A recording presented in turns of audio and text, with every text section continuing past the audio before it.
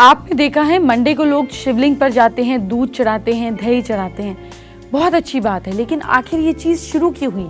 क्या इसमें कोई साइंटिफिक लॉजिक है या ऐसे ही चढ़ा रहे हैं? इस बारे में आज आपको बताऊंगी। अगर किसी रिचुअल को आप अंधाधुंध फॉलो कर रहे हैं तो ज़रा उसका रीज़न भी तो जान लीजिए। इसी रीज़न के बारे में आज हम बात करेंगे।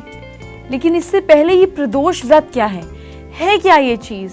चलिए आपको बताती हूँ। तुलसी विवाह और प्रदोष व्रत साथ साथ हैं, लेकिन क्योंकि आज संडे है और संडे को तुलसी तोड़ना वर्जित है तो इसे कल मनाया जाएगा। प्रदोष व्रत क्या है? साउथ इंडिया में इस प्रदोष व्रत को प्रदोषम नाम से भी जाना जाता है। इस दिन भगवान शंकर की पूजा का बहुत फायदा आपको मिलता है। ये व्रत जो है शुक्ल पक्ष की और कृष्ण पक्ष की दोनों की त्रयोदशी और लूनर मंथ में होता है।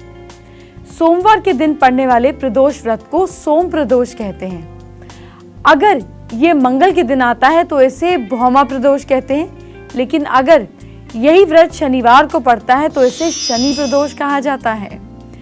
इस व्रत से क्या क्या चीजें होती हैं, क्या क्या चीजें करनी चाहिए, ये सारी बातें आपको बताती हूँ। कुछ देर में आपको बताऊंगी अपने कल को कैसे करें बेटर।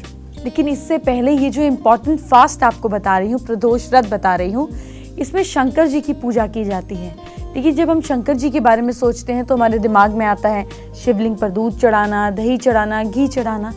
क्यों ये सारी चीज़ें चढ़ाई जाती हैं, क्या मतलब है इन चीज़ों का, ये भी आपको बताती हूँ। और कुछ चीज़ें प्रदोष व्रत के बारे में भी बताती हूँ। प्रदोष व्रत में भगवान शंकर की पूजा की जाती है ताकि सभी प्रकार के दोषों से मुक्ति मिल सके। साथ ही जल जरूर चढ़ाया जाता है शिवलिंग पर। इसके पीछे क्या धार्मिक मान्यता है, आज आपको बताती हूँ कि इसके पीछे साइंटिफिक रीजन भी है। जी हाँ, शिवलिंग पर जल चढ़ाने से साइंटिफिक रीजन क्या जुड़ा हुआ है। शिवलिंग में बेसिकली न्यूक्लियर रिएक्टर का सबसे बड़ा सिंबल है। शिवलिंग ब्रह्मांड का प्रतिनिध है, यानी कि उसी को छोटा सिंबल की रिप्रेजेंट करता है। जितने भी ज्योतिर्लिंग हैं उनके आसपास न्यूक्लियर एक्टिवनेस पाई जाती है, इसलिए शिवलिंग पर जब हीट को शांत करने के लिए इस पर जल चढ़ाया जाता है। जल रेडियो धार्मिकता यानी कि रेडियो एक्टिविटी को अब्सॉर्ब करता है। आमतौर पर शिवलिंग पर जल तो चढ़ाया जाता है, लेकिन साथ ही कुछ और पवित्र चीजें हैं जिन्हें चढ़ाकर हम अलग अलग तरह से फायदे उठा सकते हैं। क्या है ये चीजें? चलिए बताती हूँ। शिवलिंग पर शहद चढ़ाया जाता है। धार्मिक मान्यता के मुताबिक शहद चढ़ाने से हमारी वाणी में मिठास आता है। तभी जब बेबी बॉर्न होता है तो रिवाज होता है ना फैमिलीज में कि बच्चे को शहद चटाना है, तो इससे आपकी वाणी में मिठास आता है। साथ ही शहद लेने से डाइजेशन भी ठीक रहता है। दूध और शहद सर्दियों में कोल्ड से बचाता है। तो शिवलिंग पर दूध क्यों चढ़ाया जाता है? अगर हम स्पिरिचुअल मान्यता से देखें तो शिवलिंग पर दूध चढ़ाने से आपको बेटर हेल्थ बेनिफिट्स मिलते हैं। दूध में कैल्शियम होता है जो हमारी बोन्स को मजबूत रखता है। दूध में जो लैक्टिक एसिड होता है ये आपकी स्किन को सॉफ्ट रखता है, दिमाग को शांत रखता है। और इसी तरह से शिवलिंग पर दही भी चढ़ाई जाती है। इसके पीछे स्पिरिचुअल रीजन ये है कि दही चढ़ाने से हेल्थ ठीक रहती है। दही पाइल्स पेशेंट के लिए बहुत फायदेमंद होती है। दही से अजवाइन डालकर अगर आप खाते हैं तो पाइल्स की प्रॉब्लम दूर हो जाती है। तो जो चीज़ आपकी हेल्थ को अच्छा रखती है, जैसे दही में अगर आप शहद मिलाकर बच्चों को खिलाते हैं तो दांत निकल रहे होते हैं अगर उनकी, तो उनको ज़रूर लिख कर आना चाहिए। इससे दांत आसानी से निकल जाते हैं। तो जो चीज़ें आपकी हेल्थ के लिए अच्छा है वही जब आप ब्रह्मांड के प्रतीक को लगाते हैं तो आपको ज़्यादा बेनिफिट मिलता है। ये स्पिरिचुअल रीज़न है। इसी तरीके से घी भी चढ़ाया जाता है। जब आप घी अर्पित करते हैं शिवलिंग पर तो इसे अर्पित करने का क्या स्पिरिचुअल रीजन है?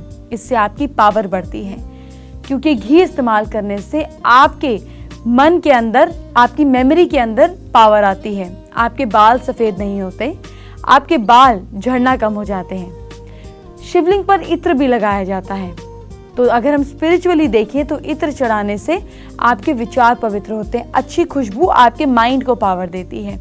इससे मन चंचल नहीं बनता। शक्कर भी चढ़ाई जाती है।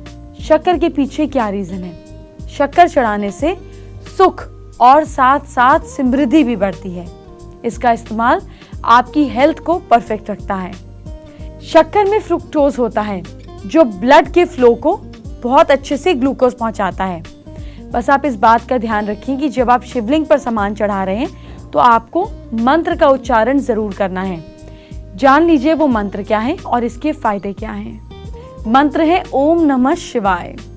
इस मंत्र को जपने से क्या फायदा होता है?